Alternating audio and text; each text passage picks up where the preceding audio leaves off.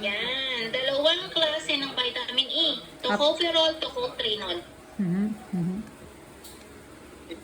Ang tocopherol, ito yung synthetic. Myra E, Rosin E, Lecit E, yun na yun. Yun po yung synthetic. So, ang tocotrienol, ito yung organic vitamin E na content ng ating Uy, nawala ulit ito, nawala. Bayani Sunset. Ayan, okay. So, okay. ang kagandahan,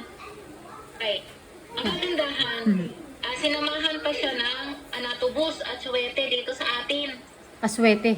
Pero yan ay Teka lang. organic din from South America. At dahil mayaman nga ang founder, yung process na ginamit dyan, extraction. In-extract din lang yung mga kailangan ng katawan, then pinagsama-sama. So, hindi yan basta kinanaaw, then in-encapsulate. So, lahat ng pag-aaral ginawa dyan. Tita, bakit may aswete? Ha? Bakit po may aswete? Para saan nga po yun? Yung aswete? Ang aswete ay superior form of vitamin E. Okay. Yung aswete, marami din pala yung gamit sa ating katawan, yung aswete. Kaya isinama doon sa ay salmon na isda. So, yan. Apo, Yung asin. nangyari. Tapos ito, yan. Imagine mo tita, tocotrienol. Yung tocotrienol pala natin, a power form of cancer killer. A powerful cancer killer. Ano po yan yung... Meron siyang apoptotic effect, action, pag na-meet ng cancer cells yung ating sunset, nagpapakamatay ang cancer cells. Pusa. So kaya yung mga cancer patient natin na nagtitake niyan, nagiging cancer free.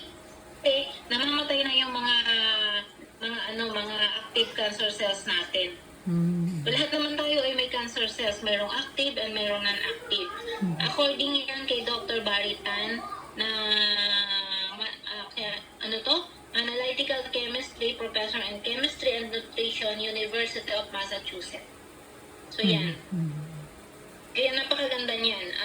Yan pwede mong i-take kung ikaw ay may inflammation, may mga, kasi nga, hindi basta tayo take ng take eh. Kasi nga, merong take ng take, bakit sabi na, hindi naman nagbabago kasi mali ang process.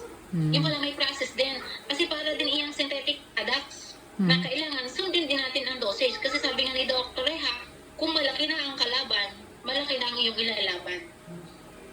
Ibig sabihin, kung malala na yung sakit mo, dadagdagan mo ang dosage, hindi yung normal dosage ka lang. Kasi hindi na kaya.